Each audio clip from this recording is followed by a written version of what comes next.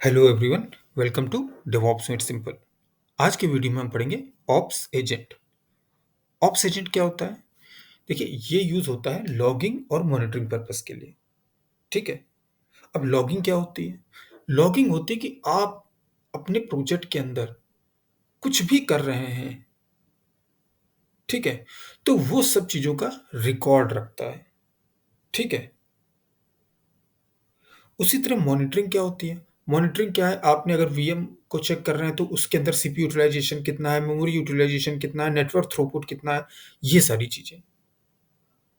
ठीक है। तो ये मैंने आपको एग्जाम्पल दिए हैं लॉगिंग और मॉनिटरिंग के लिए कि आपको समझ में आ जाए कि लॉग्स क्या होते हैं, मॉनिटर्स क्या होता है।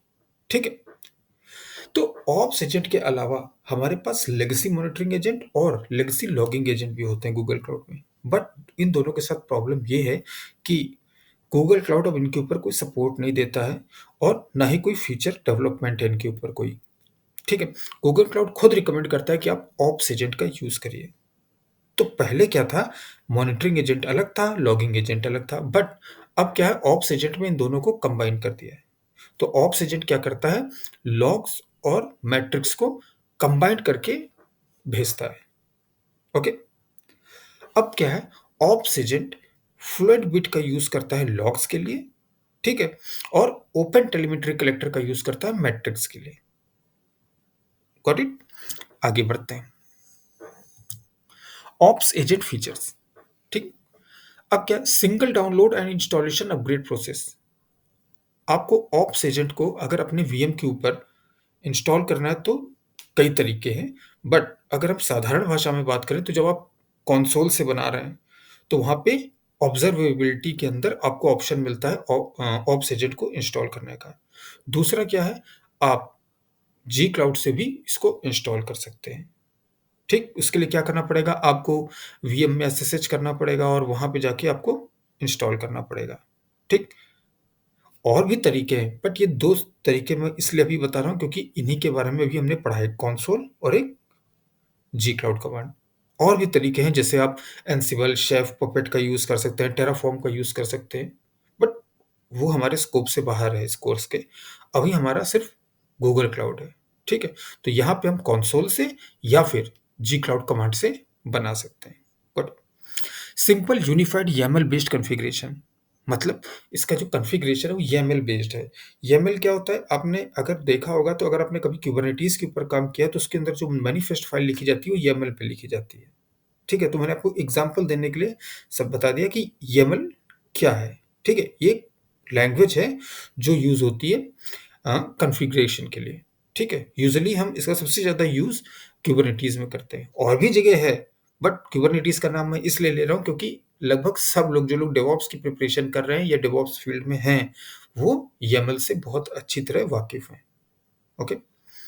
Support for standard Linux and Windows distros, मतलब जितने भी लाइनक्स और विंडोज के डिस्ट्रीब्यूशन हैं उन सबको ये सपोर्ट करता है। ठीक। Logging features. अब इसके फीचर्स क्या हैं? Improved performance compare to the legacy logging agent. ये क्या करें, देखिए पहले लेगेसी लॉगिंग एजेंट जो यूज होता था उससे इसकी परफॉर्मेंस अच्छी है। कैसे अच्छी है? High throughput capability, taking full advantage of multi core architecture. तो देखिए, इनकी जो इसका जो थ्रूपुट है वो लॉगिंग एजेंट से अच्छा है। और क्यों अच्छा है? ये कह रहे हैं मल्टी कोर आर्किटेक्चर है इसका, किसका? ऑप्स एजेंट का। ठीक। Efficient resource, memory, CPU management. ठीक है। ठीक है, ये सब तो बहुत सिंपल है, इसको ज़्यादा डिस्क्राइब करने की जरूरत नहीं है, बहुत आपको इजीली समझ में आ रहा होगा। Collecting logs from various resources, कहाँ कहाँ से कलेक्ट करता है? स्टैंडर्ड सिस्टम लॉग्स, ठीक है, जैसे सिस लॉग हो गया। ओके। और wire log messages for Linux and Windows event log, ये भी बहुत सिस्टम लॉग्स को वगैरह को ये आराम से कलेक्ट कर लेता है। File based logs with customisable paths and refresh interval. देखिए, फाइल बेस्ड लॉग्स आप ले सकते हैं और उसका जो पाथ है उसको भी आप कस्टमाइज कर सकते हैं, मतलब चेंज कर सकते हैं। Journal D, demon, system D logs, ये भी इजी है। Logs over TCP protocol, TCP protocol के ऊपर आप लॉग्स ले सकते हैं। ठीक। Logs over forward protocol, forward protocol क्या है? फ्लुएंट बिट जो है इसी का यूज करता है, फॉरवर्ड प्रोटोकॉल का। ठीक है? तो जैसा कि हमने पढ़ा लॉगिंग के लिए फ्लुएंट बिट का यूज़ करते हैं, इसलिए फॉरवर्ड प्रोटोकॉल भी यूज़ होता है, ठीक? और ये सपोर्ट करता है। फिर flexible processing, parse text logs into structured logs. जैसे जो टेक्स्ट लॉग हैं, उनको आप स्ट्रक्चर्ड लॉग्स में ले सकते हैं। इसका मतलब क्या हुआ कि जैसे आपका एक पैराग्राफ लिखा हुआ है लॉग्स का, आप उसको जेसन फॉर्मेट में ले सकते हैं, ठीक है? आउटपुट जो है आप जेसन फॉर्मेट में ले सकते हैं, okay? Modify log entries by removing, renaming और सेटिंग फील्ड्स, ठीक है? तो जो लॉग्स हैं उनको आप मॉडिफाई कर सकते हैं। कैसे? रिमूविंग, रीनेमिंग और सेटिंग फील्ड्स। जो फील्ड्स हैं उनको रिमूव कर सकते हैं, रीनेम कर सकते हैं, okay? Exclude logs based on labels and regular expressions. मतलब आप जैसे बहुत बड़े लॉग्स हैं, बहुत ज़्यादा डेटा है, तो आपको कुछ स्पेसिफिक डेटा चाहिए, तो उसको आप ले सकते हैं और बाकी को आप एक्सक्लूड कर सकते हैं, मतलब उनका आप यूज़ ना करें। मतलब ये आपको आउटपुट में जो आपको ज़रूरत है, सिर्फ़ वही लॉग्स मिलेंगे, बाकी नहीं दिखेंगे। Detect and concatenate multi-line language exception logs from Java, Python and Golang. तो इन जो लैंग्वेजेस का नाम दिया है जावा, पाइथन और गोलैंग का, इनको डिटेक्ट कर सकता है और कॉन्कैटिनेट भी कर सकता है। अब कॉन्कैटिनेशन क्या होता है ये मत पूछिएगा, देखिए बहुत ईज़ी चीज़ें हैं, प्रोग्रामिंग में जिसको भी थोड़ा बहुत नॉलेज है उनको ये चीज़ पता होगी। थर्ड पार्टी एप्लीकेशन सपोर्ट, जो गूगल क्लाउड पे एप्लीकेशंस या रिसोर्सेज हैं उनको छोड़ के भी जो थर्ड पार्टी हैं उनके भी ये सपोर्ट प्रोवाइड कराता है, ठीक है? मॉनिटरिंग फीचर्स, अब वो लॉगिंग फीचर्स थे, अब मॉनिटरिंग का। Monitoring feature include system metrics collected with no configuration. Metrics collected include कौन से मैट्रिक्स से कलेक्ट कर रहा है? CPU metrics, disk metrics, interface metrics, GPU metrics, memory metrics, MS SQL metrics. देखिए लगभग सारी मैट्रिक्स ये प्रोवाइड कराता है। यहाँ तक कि देखिए लिखा है एजेंट सेल्फ मैट्रिक्स, अपनी खुद की मैट्रिक्स भी देता है, ओके? फिर थर्ड पार्टी एप्लीकेशन सपोर्ट, ये तो ये इन्होंने बता रखा है कि जैसे लॉगिंग में थर्ड पार्टी को सपोर्ट करता है, मतलब जो दूसरे ऐप्स हैं, उसी तरह यहाँ पे भी मॉनिटरिंग में भी ये थर्ड पार्टी एप्लीकेशंस को, थर्ड पार्टी कौन सी हुई? फर्स्ट पार्टी और सेकंड पार्टी में मैं और गूगल क्लाउड। थर्ड पार्टी जो हम दोनों से अलग है, मतलब जिसको गूगल क्लाउड प्रोवाइड नहीं कराता है, उसका ओनर कोई दूसरा है। Collection of Prometheus matrix from application running on compute engine, Prometheus matrix भी ये कलेक्ट कर लेता है। Collection of Nvidia data centre GPU manager matrix, तो एनवीडिया डेटा सेंटर के भी ये मैट्रिक्स को कलेक्ट कर लेता है। देखिए ये थ्योरी पार्ट जो है ये ज़्यादा इंपॉर्टेंट नहीं है। इंपॉर्टेंट क्या है कि आप इसका यूज़ कैसे करते हैं ऑब्स का, अपने जो रिसोर्सेज हैं उनकी अवेलेबिलिटी बनाने के लिए और उनको स्मूथली रन करने के लिए। थ्योरी पार्ट तो इसलिए है कि आपको पता हो कि ये होता क्या है और ये काम क्या करता है, कौन से मैट्रिक्स मुझे मिल सकते हैं या लॉग्स कैसे मिल सकते हैं, इसको इंस्टॉल कैसे करना है। बट इसका यूज़ क्या है, ये आपका जानना बहुत ज़रूरी है। जैसे सीपीयू मैट्रिक्स है, ठीक है? तो आपका सीपीयू यूटिलाइजेशन ज़्यादा है, ठीक है? तो उसको कैसे मॉनिटर करना है, ये सब चीज़ें आपको जानना बहुत ज़रूरी है। ये हम देखेंगे अभी जब कंसोल पे चलेंगे तब हम देखेंगे। ऑप्स एजेंट इंस्टॉलेशन मेथड्स कैसे-कैसे इंस्टॉल हो सकता है, ये मैंने आपको शुरू में बताया था लेकिन एक बार देख लेते हैं। Install the ops agent during VM creation, जब वीएम कंसोल से बना रहे हैं तब। Install the ops agent by using automation tools, automation tools कैसे? Ansible, Chef, Puppet. Installing the ops agent on individual VMs, individual VMs मतलब जैसे हम वीएम में गए, उसको एसएसएच किया और उसके अंदर जाके हमने ऑब्सिडियन को इंस्टॉल किया। कैसे इंस्टॉल किया? पहले डाउनलोड करेंगे फिर इंस्टॉल करेंगे, ठीक है? Installing the obsidian with Google cloud CLI, ठीक है? और टेराफॉर्म, ओके? तो मतलब देखिए ये सब ऑटोमेशन टूल्स और टेराफॉर्म ये हमारे स्कोप से बाहर है। हमारे स्कोप का मतलब इस कोर्स के स्कोप से बाहर है। आगे चल के हम जब एंसिबल या टेराफॉर्म का जब कोर्स करेंगे तो वहाँ पे मैं ये चीज़ें आपको बता सकता हूँ, बट अभी के लिए ये हमारे स्कोप के बाहर है। अब देखिए how to install ops agent on VM, ये मैंने कमांड लाइन से आपको बताया हुआ है। तो सबसे पहले तो मैंने कमांड लिखी है कि आप वीएम कैसे बनाएंगे। जी क्लाउड से। फिर कैसे आप ऑप्स एजेंट को डाउनलोड करेंगे, तो डाउनलोड करने के लिए पहले तो वीएम जब बन गया तब आप उसके अंदर एसएसएच करेंगे, ठीक है? तो आप जाके कंसोल से एसएसएच कर सकते हैं, ओके? उसके बाद आप ऑप्स एजेंट को डाउनलोड करेंगे। डाउनलोड करने के बाद इंस्टॉल करेंगे और उसका जो लास्ट में कमांड है, इस सिस्टम सीटीएल का यूज़ हमने अगर आप शुरू से फॉलो करें तो लाइनक्स वाले जो प्लेलिस्ट है उसमें मैंने आपको बताया हुआ सिस्टम सीटीएल को यूज़ कैसे करते हैं, ठीक है? तो सिस्टम सीटीएल से हम उसका स्टेटस देख सकते हैं कि रनिंग स्टेट में है या एक्टिव है या नहीं है या ऑफ है, तो ये सब चीज़ें हम देख सकते हैं, ठीक? तो चलते हैं अब कंसोल में और कंसोल से चल के हम एक बार वीएम बनाते हैं और वीएम के अंदर ऑब्स एजेंट को इंस्टॉल करते हैं। उसके बाद हम क्लाउड शेल से वीएम बनाएँगे और उसपे ऑब्स एजेंट इंस्टॉल करेंगे, ठीक? तो आप देख सकते हैं मैं कंसोल पे आ चुका हूँ। तो चलते हैं क्रिएट इंस्टेंस पे।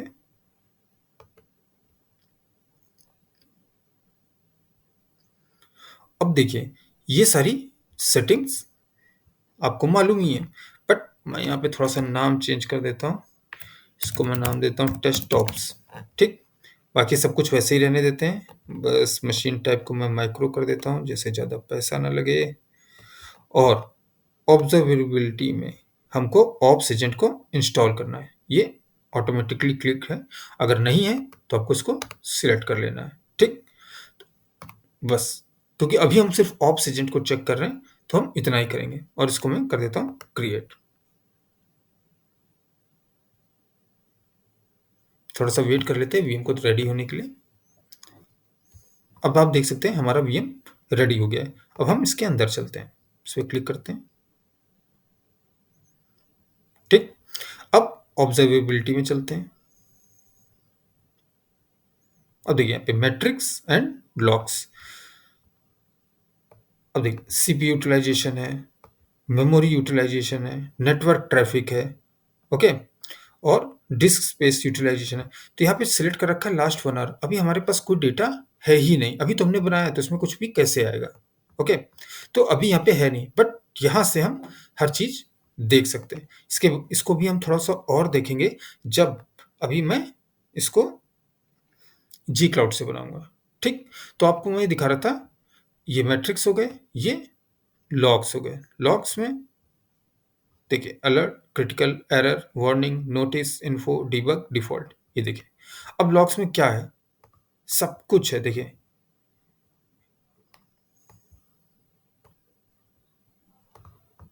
देख रहे हैं आप? टेस्ट ऑप्स, गूगल क्लाउड, इसने कब क्या किया, हर चीज़, हर एक डिटेल। अब इस पे क्लिक करेंगे तो देखिए, सब कुछ, सारी डिटेल देगा ये, ठीक? देखिए प्रोजेक्ट्स में लर्न जीसीपी और लॉग्स, सिस्टम लॉग्स, ठीक है?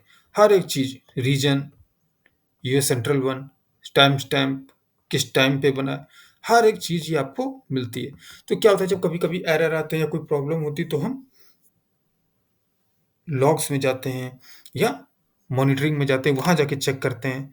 तो अभी तो हमारे लिए इतना ही काफ़ी कि लॉग्स कैसे सेट किए जाते हैं, मैट्रिक्स कैसे सेट होती है, ठीक है? अभी तो यहाँ पे आ रहा है नॉट कलेक्टिंग टेलीमेट्री देखिए, the ops agent is installed but isn't sending telemetry currently. It usually takes about 10 minutes for telemetry to flow from a newly installed agent. Refresh the page to update the status. तो आपने देखा कि अभी ये telemetry नहीं भेजा है, मतलब अभी मैट्रिक्स नहीं आ रही है, ठीक? तो मैंने इसको रिफ्रेश किया है, जैसा उन्होंने सजेस्ट किया था। अब देखते हैं।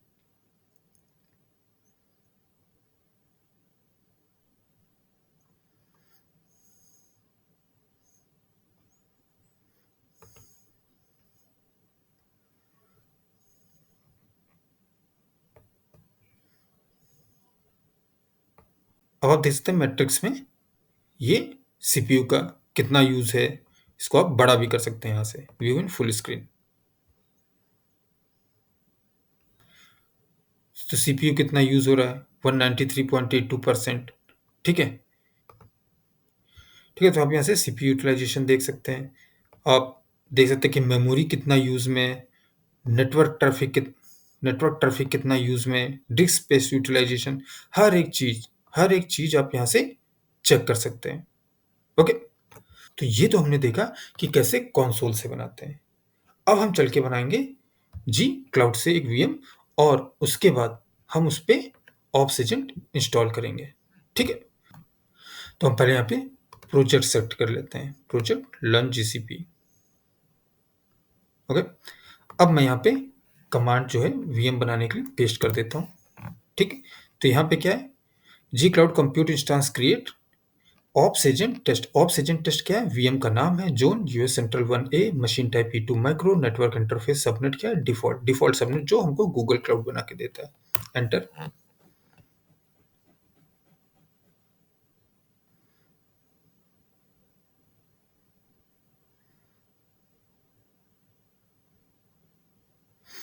और आप देख सकते हैं हमारा वीएम रेडी हो गया है। अब हम क्या करेंगे? कंसोल पे चलते हैं और वीएम इंस्टेंसेस पे।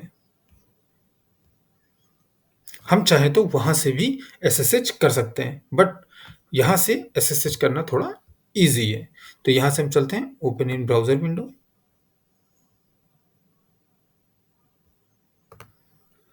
तो आप देख सकते हैं हमारा एसएसएच हो गया और हम अब ऑप्स एजेंट टेस्ट के अंदर हैं।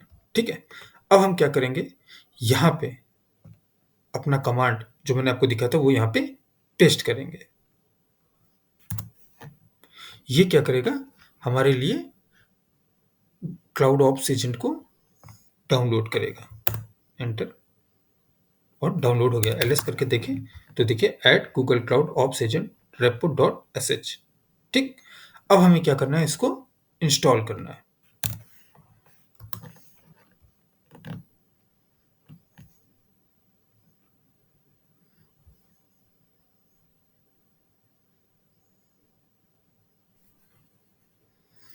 तो आप देख सकते हैं Google cloud ops agent installation succeeded. तो हमारा इंस्टॉलेशन कंप्लीट हो गया है।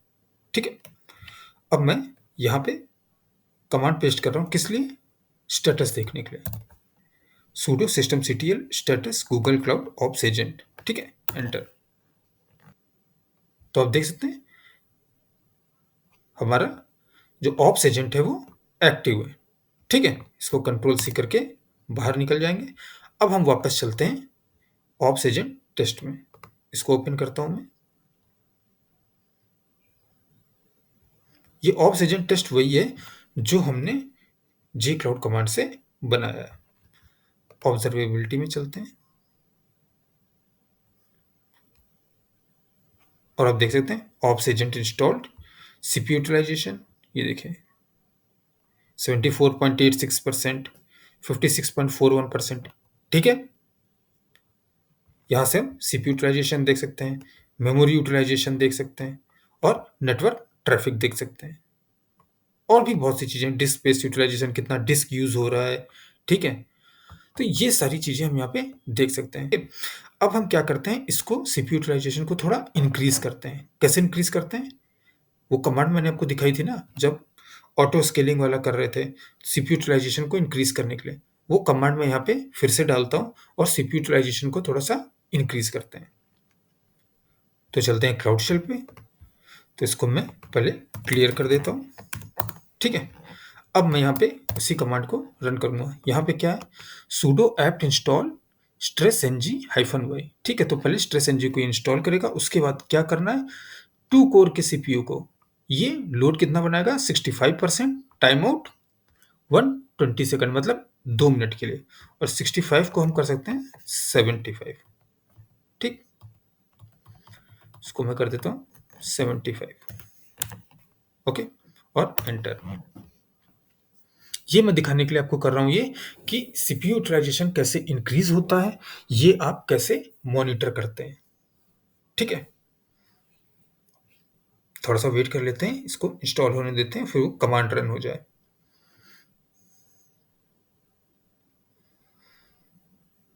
देखिए डिस्पैचिंग हॉक्स टू सीपीयू, इसको नीचे करते हैं और यहाँ पे देखते हैं।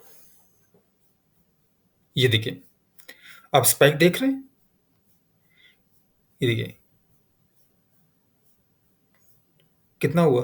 155, 106 और अभी तक ऊपर ही है ना?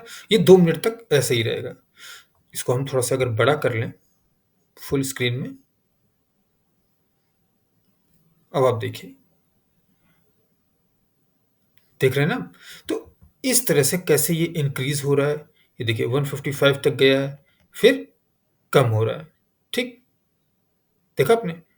2 मिनट हो गए हैं, इसलिए ये वापस नीचे आ गया। हमने सिर्फ 120 सेकंड्स के लिए ही सेट किया था। ओके?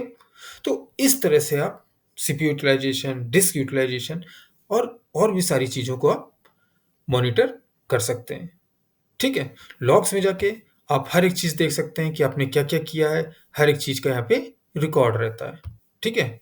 ये देखिए, हर एक चीज़ का यहाँ पे रिकॉर्ड रहता है और आप उसको चेक कर सकते हैं। ठीक? तो ये था हमारा ऑप्स एजेंट के ऊपर वीडियो। होपफुली आपको ये चीज़ें समझ में आ गई होंगी। कैसे इसको इंस्टॉल करना है कंसोल से और कैसे क्लाउड शेल से। ठीक है? अब हमारे पास एक वीडियो और बचता है कंप्यूटर इंजन से रिलेटेड या कह लूँ वीएम से रिलेटेड, जिसमें हम एसएसएच कीज़ के बारे में पढ़ेंगे और उसके बाद हम चलेंगे persistent डिस्क और लोकल एसएसडी की तरफ। ठीक है? तो अगर आपको ये वीडियो पसंद आया, समझ में आया, तो प्लीज़ वीडियो को लाइक करिए, चैनल को सब्सक्राइब करिए और अपने दोस्तों के साथ शेयर करिए। मिलते हैं अगले वीडियो में। Thank you.